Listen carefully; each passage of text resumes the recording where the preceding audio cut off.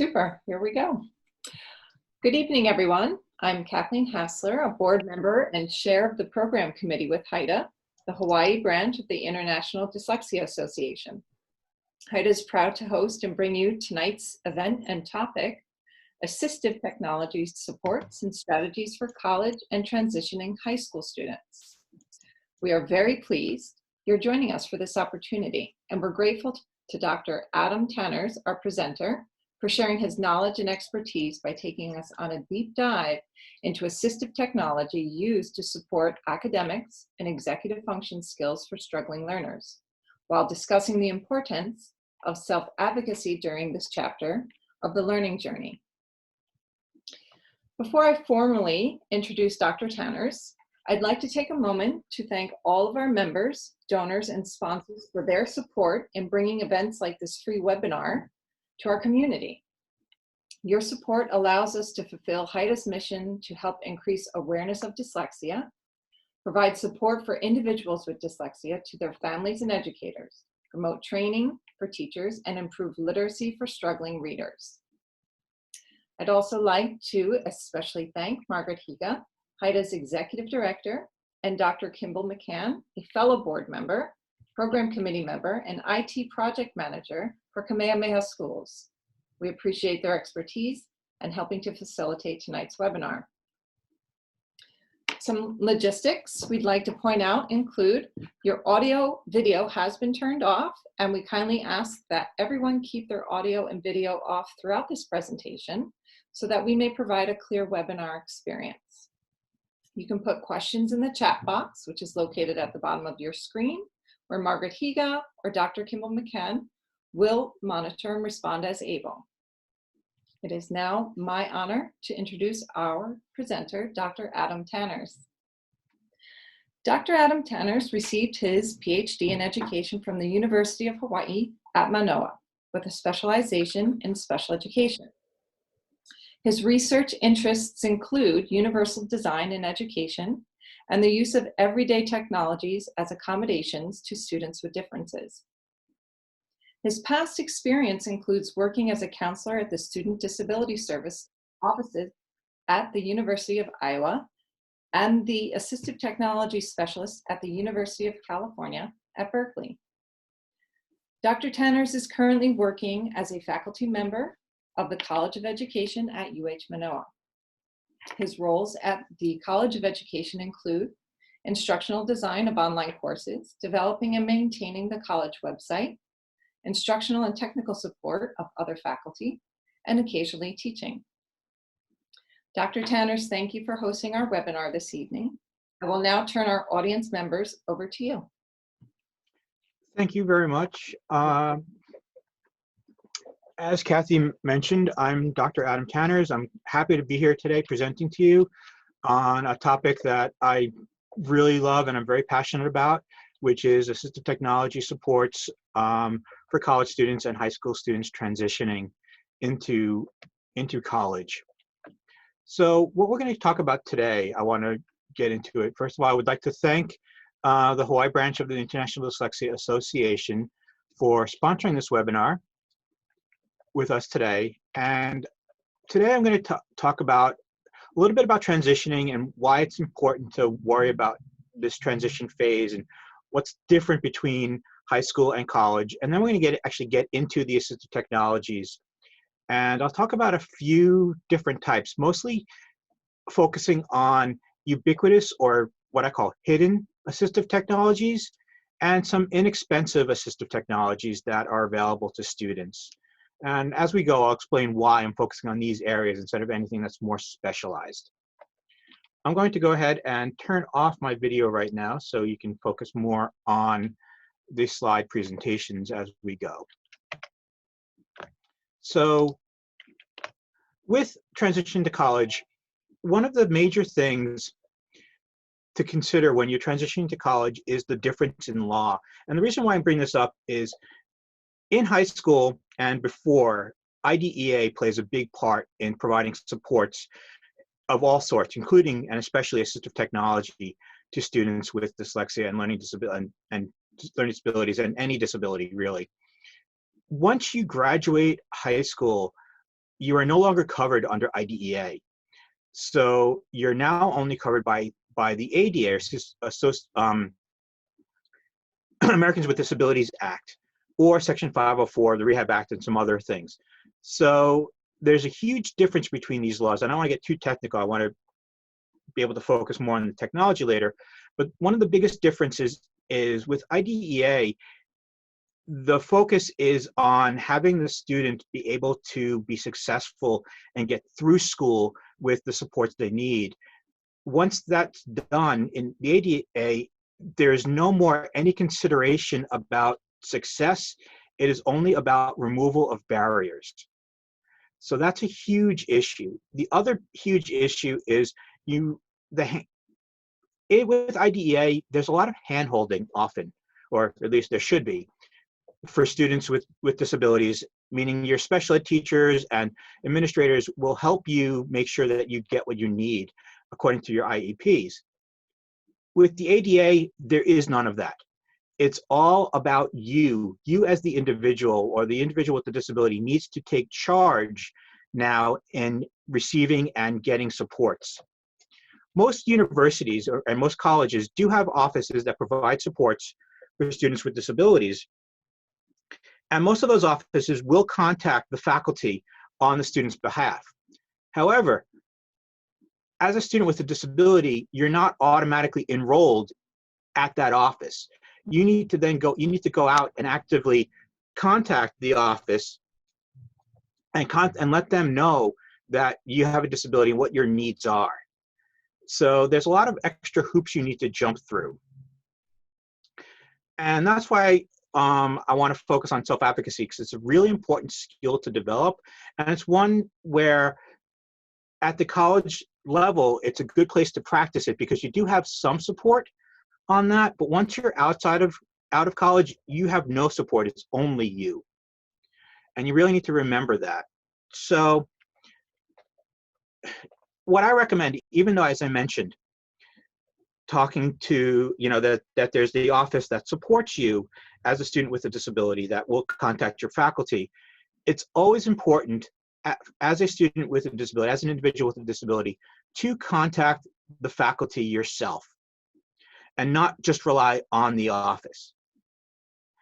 And I've seen this go really well and really bad. And I'm going to talk a little bit about some strategies on self-advocacy that can help you make it go really well.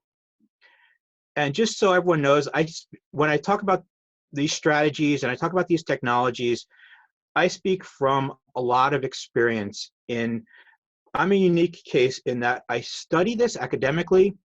I've provided services to students with disabilities at multiple universities for many years on this, on training and evaluating students with disabilities who need this technology. But also, I actually have dyslexia myself, and I use or have used a lot of these strategies and a lot of these technologies myself. So I'm talking from many hats and many different disabilities, many different perspectives on these self-advocacy things. And I also have taught students with disabilities, so I come at it from the side of the faculty as well. So when approaching a faculty member about your disability, there's the don'ts and the do's and the don'ts. Starting off with how not to talk to a professor. I've seen students go to faculty and demand their accommodations, saying, I'm a student with a disability and you have to legally provide accommodations to me. And they mention the laws, and immediately it puts the faculty member on the defensive. You have to remember when talking with faculty, these people are very accomplished in their fields.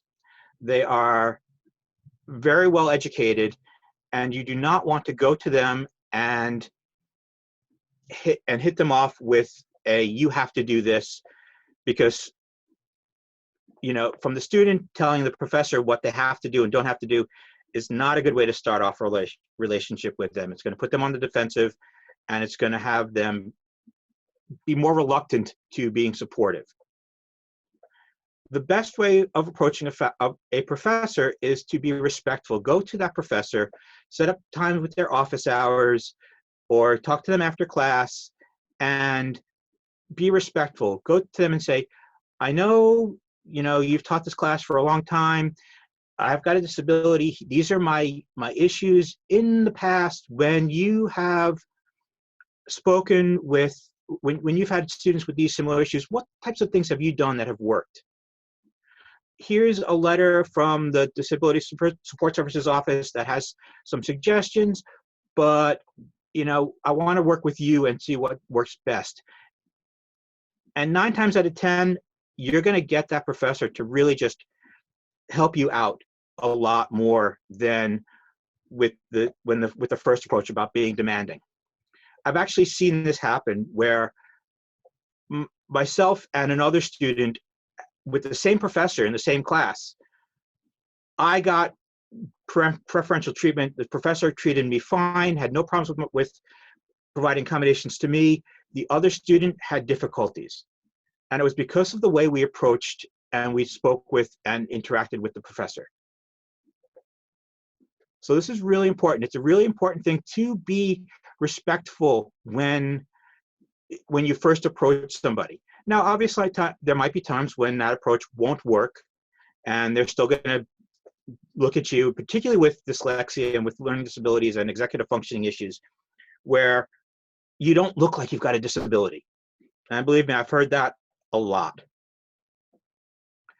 So you do have to then come up with, the letter from the DSS office, the proof. You may then have to, if they do start causing problems, then you start building up, and you might need to be a little bit more demanding and get the DSS counselors involved with it. But starting off being respectful to them, 9 times out of 10, it works, and you're not going to have a problem with that faculty. Okay, so that's my little soapbox about self-advocacy at the post-secondary level and transitioning and getting students to think about how you talk with people. Because, again, a lot of times in high school, you're not really needing to be that self-advocate. You've got people doing that for you. And you need to start to think about those skills and think about how you're going to interact with people. What I'm going to concentrate on right now, and I'm focusing primarily the technology in this on ubiquitous tools, or what I call hidden assistive technologies, which would be more kind of like built-in stuff or everyday technology that is actually used as an assistive technology for students with executive functioning or dyslexia or LD. And there's a couple of reasons why I really want to focus on this. For one is acceptance. As I mentioned earlier, the issue of you don't look like you've got a disability. The whole issue of a hidden disability, particularly for adolescents, is huge. Many students with hidden disabilities like the fact that they're not identified as having a disability right off the bat. They like the fact that they can kind of blend in with the non-disabled population. And having to use assistive technology that makes them stand out makes them less likely to use that technology. And as such, makes them less likely to succeed academically because they're not using the supports they need.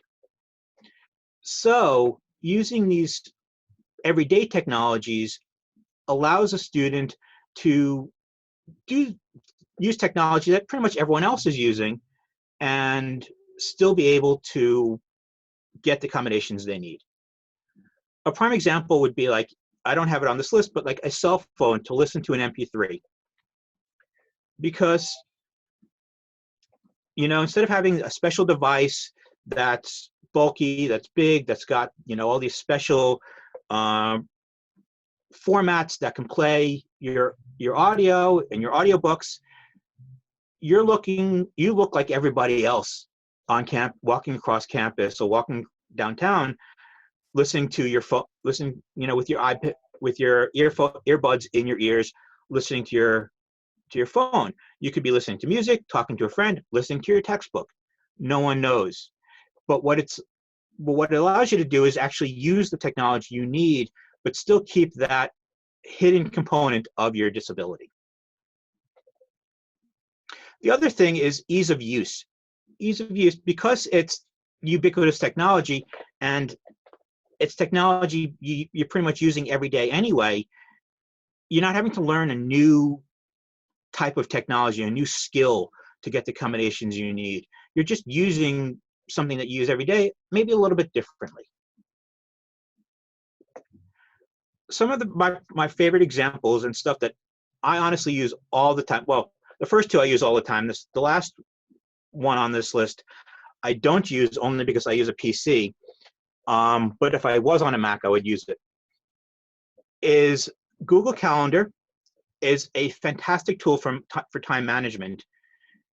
Google Docs does a lot for you that most people don't even think about. They think, oh, it's just a word processor. But for a student with a disability with writing issues, there's a lot of potential there. And then those of you who use a Macintosh computer, there's actually a built-in text-to-speech feature. So you can actually highlight text on a Mac and create an MP and have it read it to you, or even create an MP3 from that text that you can carry around with you. So Google Calendar, here's a screenshot of one of my calendars, actually multiple of a week of my calendar. I removed the names of the appointments for privacy issues. But the first thing you might notice on this is the multiple colors. What that does is I actually have multiple calendars all linked up to my Google Calendar. I have a calendar for my classes that I teach. I have a calendar for my appointments for work. I have a calendar for my personal stuff. So I've got multiple different calendars that each provide a different bit of information for me for what I might need to do during the day. And each calendar is in a different color. So at a glance, I can know what that appointment is and what it is relating to. So it allows me to really keep organized. The other screenshot in the red box, there's Google Calendar offers notifications. To me, this is huge. Because what I do is on all of my appointments, I have it set to notify me 10 minutes before the appointment.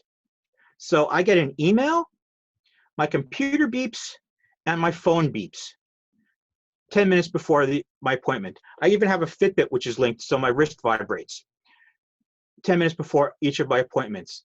This way I know it's time to get ready to go to my meeting. I even have my phone set up so that if those of you who are old enough remember the cartoon George of the Jungle, I have the theme song to that cartoon, which is just really loud, a lot of drums banging, as the ringtone for my calendar reminders, so it's really hard to miss. So that's just, a good way of getting Google Calendar, because again, with executive functioning issues, for myself, and I'm not proud of this, but I know if I have an appointment and I forget to put it on my calendar, I won't go to that appointment. And it's not because I'm a snob or I don't think it's important. It's because I will forget about it completely and not realize that I have an appointment at that time unless it's on my calendar and it reminds me. So I'm very cautious about entering stuff onto my calendar and making sure that it's there and and that's why I keep it so organized. But it really is a very useful tool besides just, oh, there's your calendar. The whole reminder aspect of it for someone with executive functioning issues is so important. And you can set multiple reminders. Sometimes if I've got something that's really important and it takes me time to get there, I'll set up a reminder of, oh, leave now.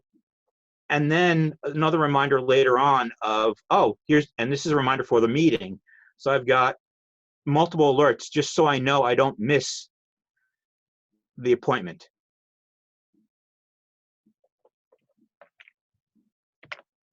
And I would show you real time setting that up on my Google Calendar, but again, due to privacy of all the different people I've got on my calendar, I'd rather not show a live calendar.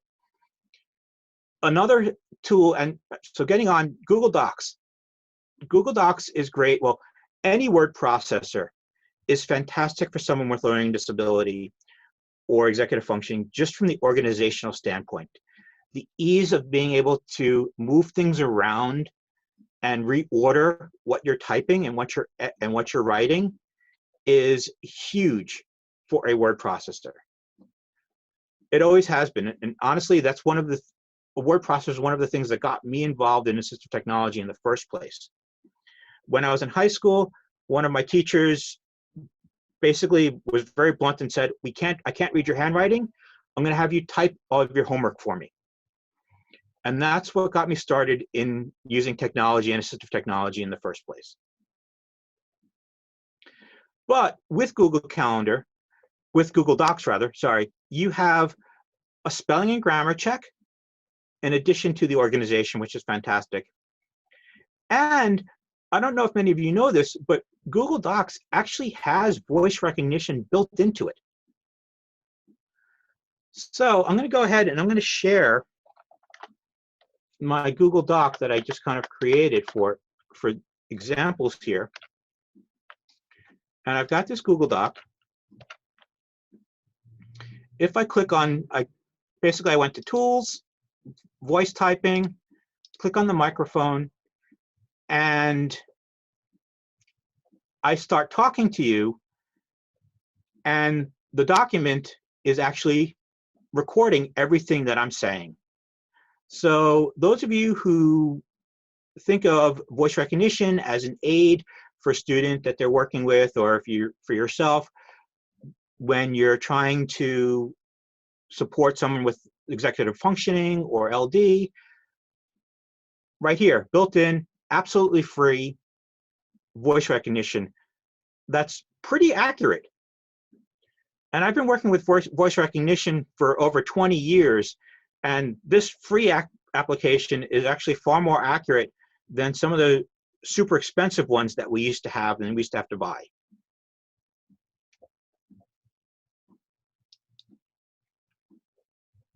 So right there, voice recognition. And as far as strategies go, when writing, for students with LD, oftentimes they're much more expressive by speaking than they are by typing. There's a signal that gets lost between the brain and the hand.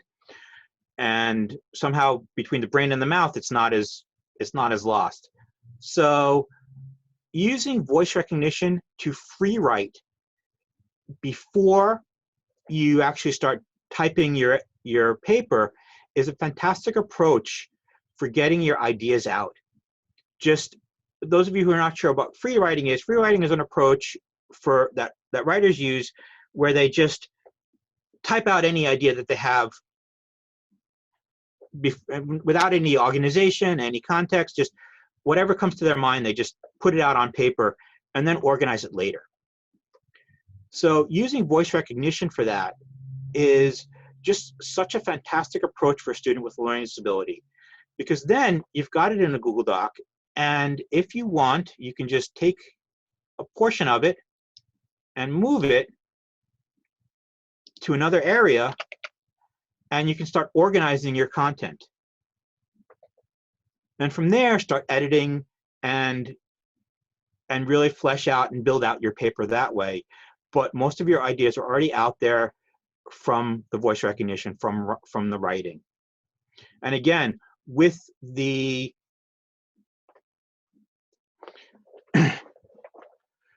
with the spell checker, you can actually just, you've got spell checker and grammar checker, and I'm going to show you a couple other tools that also help you with that as well, that can also be used to help with the spelling and the grammar.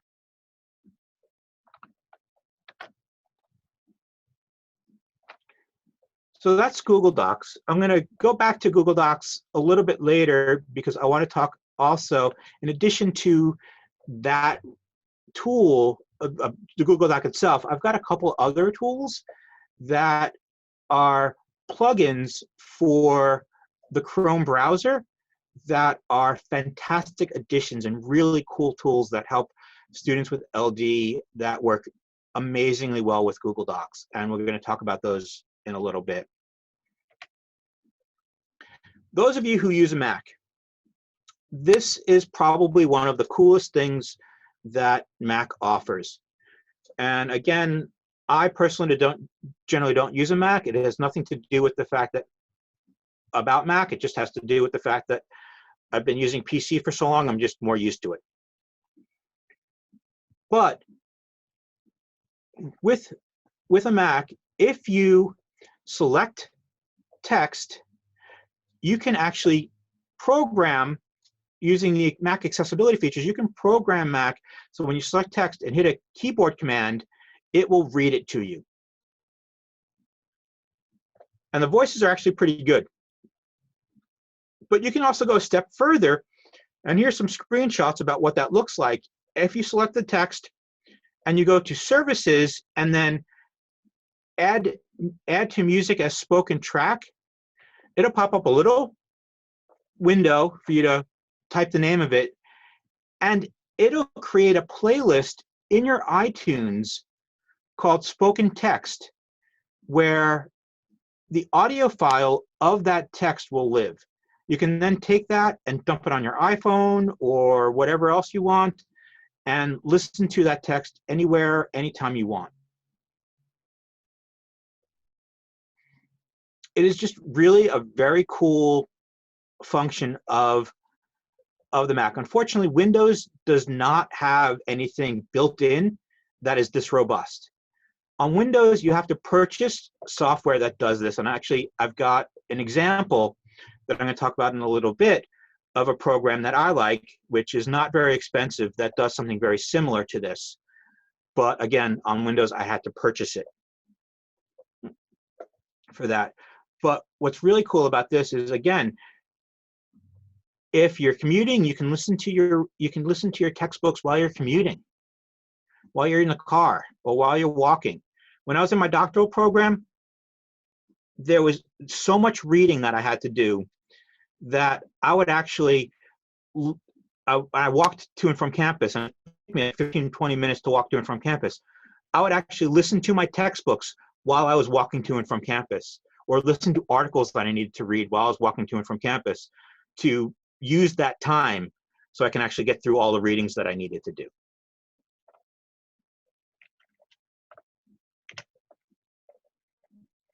So some other technologies that I like to use, and most of these on here are actually just, they're not actually marketed as assistive technologies. They're marketed more as technologies for the general public, which is really kind of cool. The first one, the Read and Write for Gold, is more targeted as an assistive technology. It's really the only one.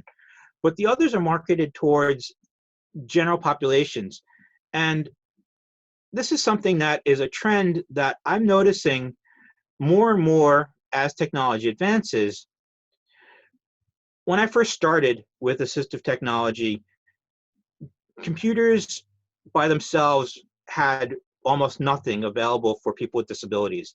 And you had to purchase specialized software and specialized devices.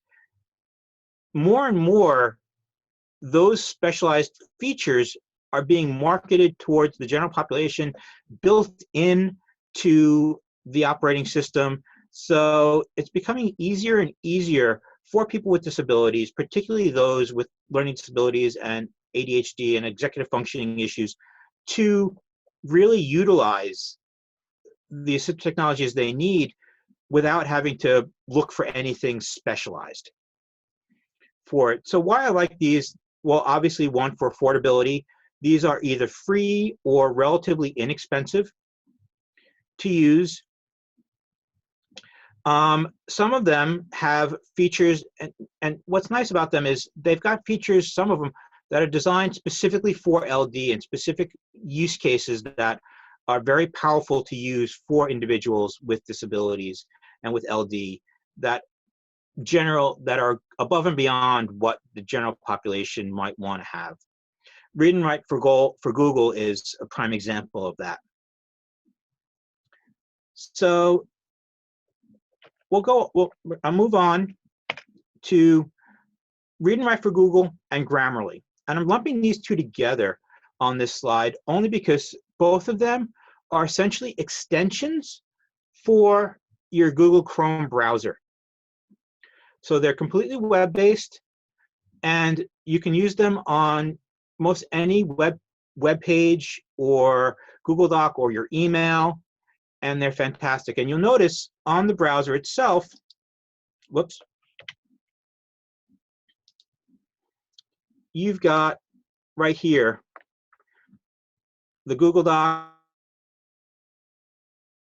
and the Grammarly extensions. That's a little screenshot of my browser window that shows these extensions. The bar underneath, this is the toolbar for Read and Write for Google, Read and Write for Google. I'm going to go ahead and I'm going to switch back to that Google Doc so you can really see these tools. Again, here is this toolbar that you can see that is the toolbar for Read and Write for Google. And if I look up where it says beta is the Grammarly beta. And you'll see this red line underneath student? If I hover over that, Grammarly is giving me suggestions on grammar for that. Instead of for student, it says it might be better for a student or for the student. So not only does it check spelling, but it also checks grammar. And if I was going to go ahead and type in something,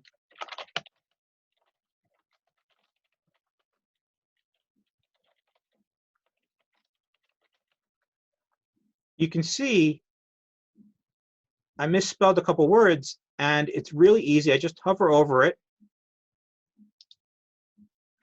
and it fixes those words for me. Grammarly is free. There is a pay version that gives you a bunch of additional features, but the version I'm using right now that I'm showing you is completely free. I didn't pay for it. And it's really powerful. And for someone like me who is trying to sound professional when at work and not have an email to my colleagues that's riddled with spelling mistakes, this is a very powerful tool.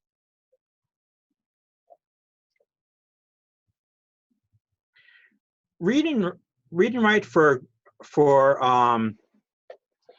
Google offers a lot of different tools for a student with LD. For one, it has its own spell checker. It has a prediction tool. So as I start to type,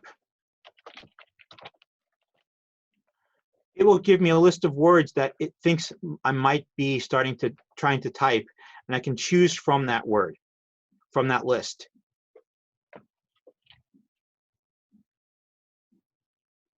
This is a really powerful tool for students with learning disabilities where recognition is usually a lot better than recall.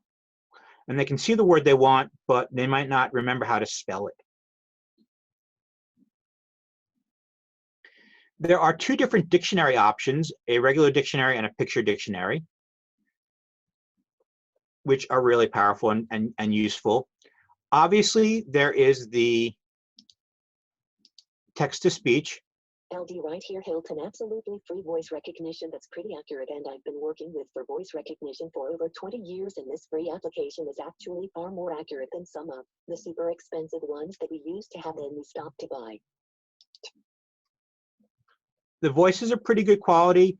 It highlights as it's reading to you, and you can also adjust on it. You can adjust the voice, you can adjust the speed, you can adjust the pitch.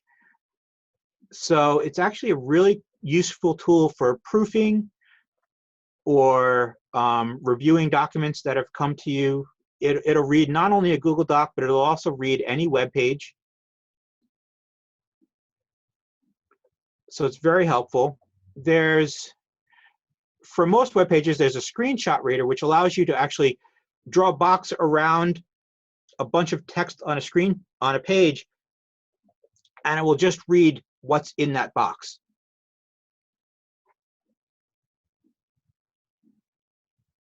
So again, I can just,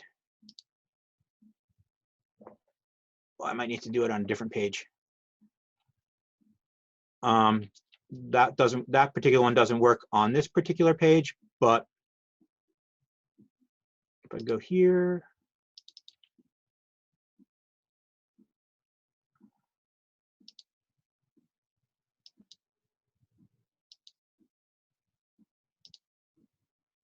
of course it's not working when I want it to today.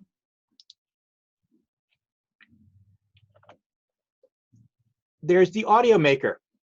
So just like on a Mac where you could actually convert text to an MP3, same here. I can actually produce an MP3 file from this text.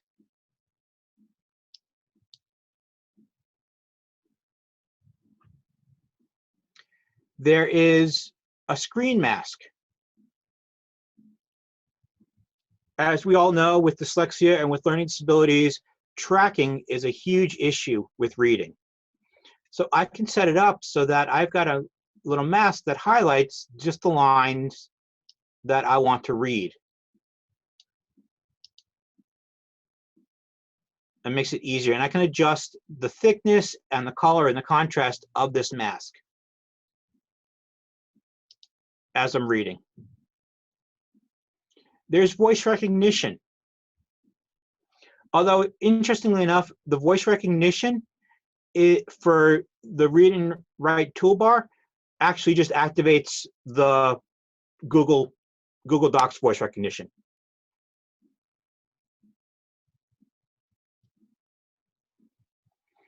You can translate into several languages, which is kind of cool. One of my favorite features is the highlighting. I can highlight in 4 different colors.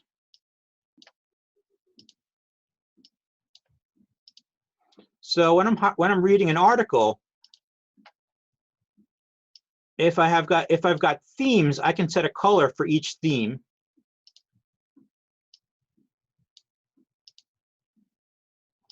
So I can highlight according to that theme, and then I can export those highlights into another document that is sorted by the different colors.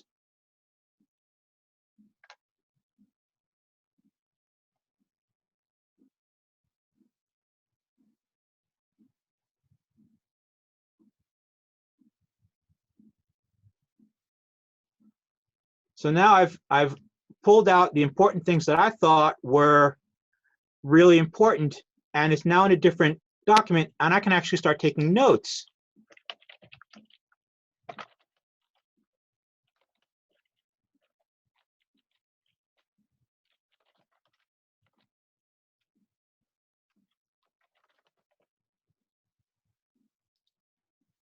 Okay, my computer's a little slow, but so I can actually take notes now on these themes that I created, and now I've got a page of themes in addition to my original document that has the colors on it.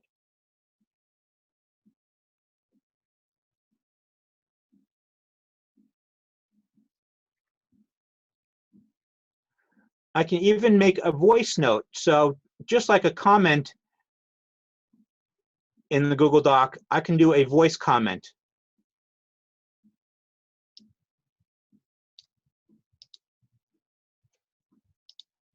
I don't think that the computer actually heard me correctly when I said this.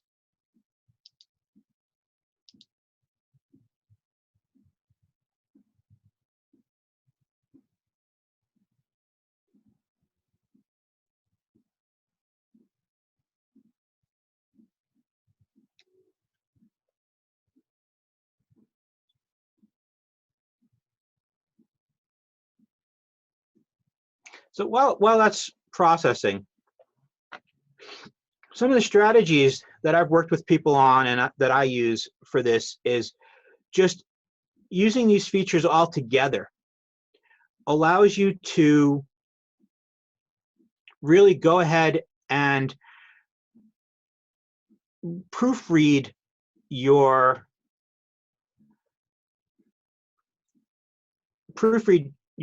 document and make sure everything's accurate.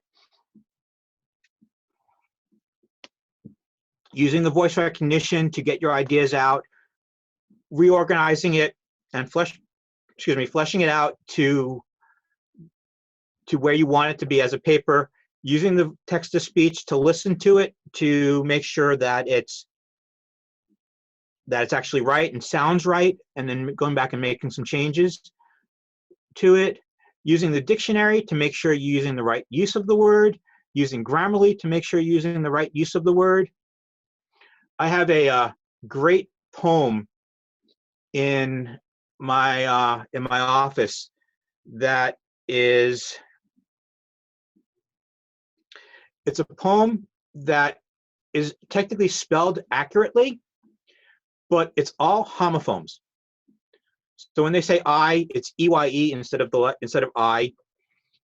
And it's just hysterical that it's this poem that is truly spelled accurately, but using the wrong use case of the word. And that is something very common for students with LD and dyslexia, to use the wrong use case of the word. So using the dictionary to highlight it, using Grammarly or some other grammar checker to make sure that you're using the right there. Using this text-to-speech to listen to it to make sure that it sounds right. All of these things are going to really help you proofread and make your paper a little bit more accurate for you. And then when you're reading, if you're reading a document and you get a document that you need to read as an article or something for school, to be able to highlight that and pull out the important features into another document and then take notes on that, to be able to look up words you might not know, to take notes, and again, if you're not comfortable with typing notes, to record your notes. These are all really powerful tools that can help a student with LD to just be a little bit more accurate and a little bit more successful in their schoolwork. And again, these are tools that are mostly free. The read and write for Google can be expensive. However, those of us who are teachers can actually get it for free. So it is a super powerful tool that is available free for teachers. Anyone else does need to pay for it, and it can be pretty expensive to pay for, but those of us who are teachers can use it for free. And I love it because I have a Chromebook that I use a lot, particularly when I'm grading. And I can just open up my students' papers in the Google Doc, in the Chromebook, and listen to them and use it to mark up their papers. So those of you who are my students in this class, this is how I'm grading you.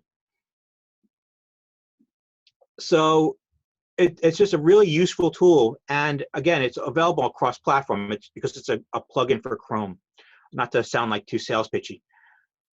So those are some of the tools that I use for this. So that includes, that's the Grammarly. As you saw, it's just really nice. It's a plugin. It's a extension for Chrome, and then the read and write is a really cool tool.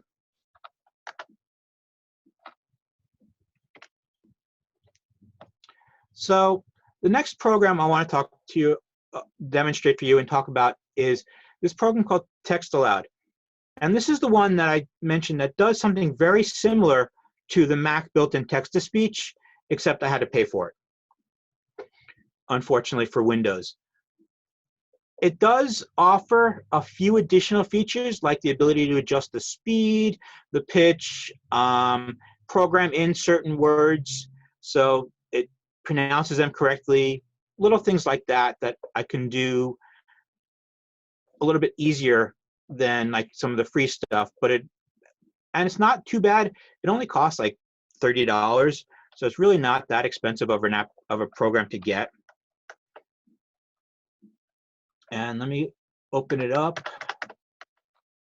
So here's the program. I can open up documents. I've got a list of documents here that I can call up in this window, and I can just click speak.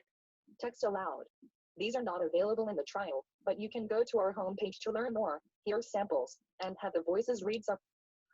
And it's got really good voices that I can listen to, and I can adjust the speed to what I'm comfortable with. I can also set it to a file, which is really nice. So again, I can create my MP3 for it, dump it on my phone, and carry the article with me wherever I go, which is just a really nice feature to have, especially for those of us who are busy. I'm driving to and from work for half an hour every day. I can listen to something I need to read while I'm in the commute, while I'm commuting, or as I said, I used to when I was walking. One of the nice things about this particular program, those of you who are on Windows, is it actually has a plugin for Microsoft Word. So if you actually open up a Word document, I'm going to bring open a Word document. There is a text aloud toolbar built into Microsoft Word. So I can open up, so if I'm reading a Word document, I can open up and I can actually have text aloud read me the text right from Word without having to open it up into another program. I can also have it so I can select, if I copy text, it'll read the text I copied. So it offers me some really cool advances and additional features that I can do to read text, and believe me, I use it a lot. This is another tool I use for grading. When my students submit assignments in Word, I pop it out and I listen to it through this to make sure things are going smoothly and I can get an understanding of what they're trying to say.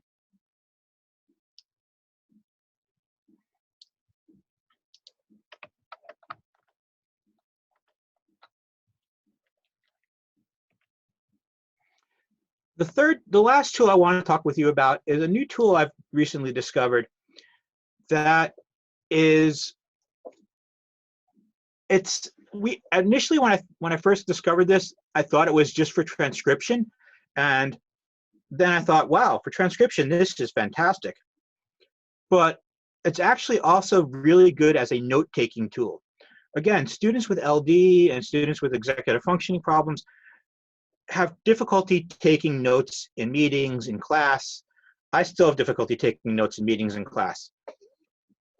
So what this allows you to do is this actually is voice recognition and transcription on the spot. It is a phone app as well as a web-based app. So the screenshots you're seeing right now are actually from the phone interface, but you can also open it up on the web. And I will show you that. So here is the web interface. And what's really cool with this is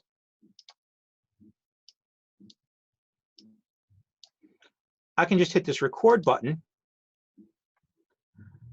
Okay, so now I'm recording a new note, and say I'm in a meeting and other people are talking, or I'm in an interview with somebody and I want to transcribe and record the interview, or I'm in class and I have difficulty taking notes. I can record the teacher for that class, and it transcribes everything that I'm saying. I could then, it saves it in my account. I can then download it as a text document or a Word document, or copy it and paste it into other documents.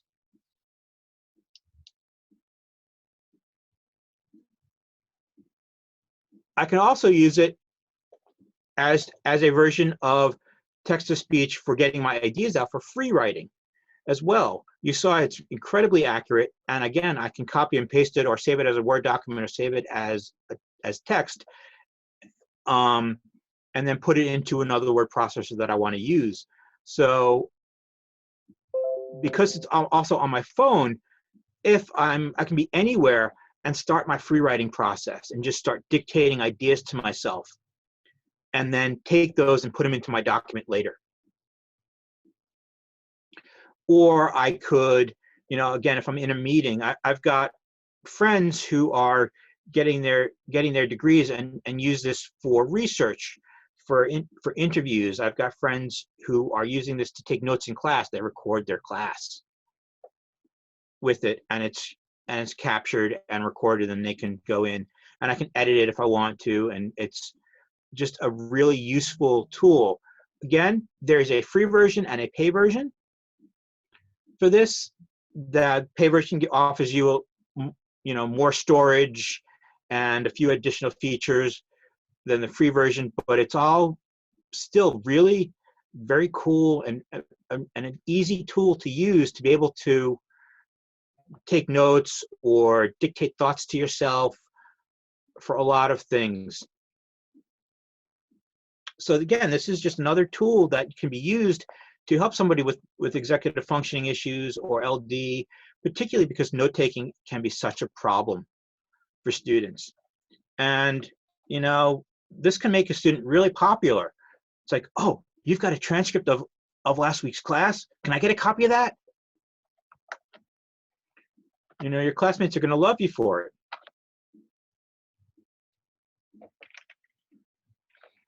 So those are the technologies and the issues that I use a lot, that I recommend to my students a lot, that and some of the strategies that I use with those technologies to really help a student with a disability, with LD or executive functioning issues, to really kind of get better in and interact with content and help compensate for the difficulties of the disability.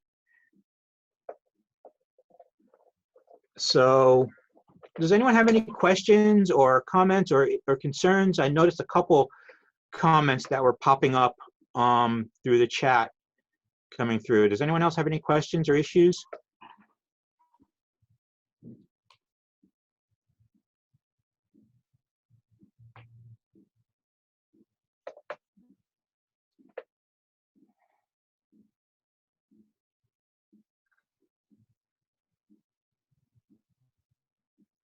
No, I've never used Instapaper. I'll look it up and check it out. Thanks for the suggestion.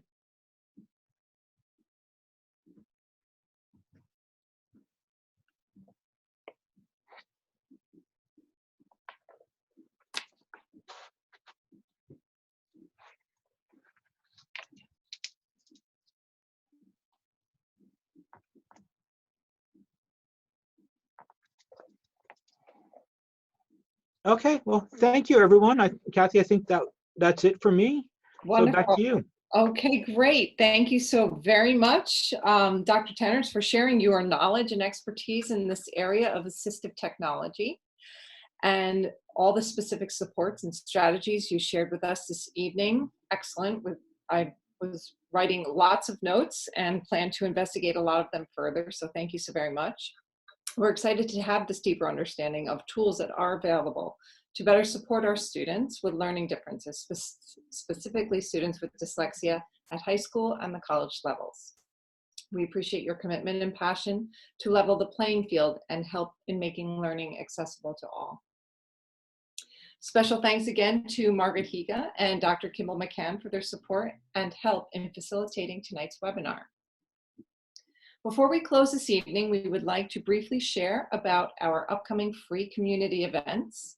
If you were inspired by the topic presented this evening, please join us in another opportunity to learn more about assistive technology resources available entitled Using Assistive Technology for Reading, Writing, and Organization.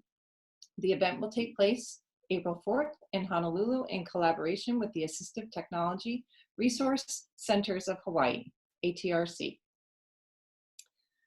And moving on to our next slide, if you're feeling like exercising for a good cause, please support, pledge, or come walk with Team Haida at the 2020 Charity Walk taking place at Ala Moana Beach Park on May 16th at 7 a.m.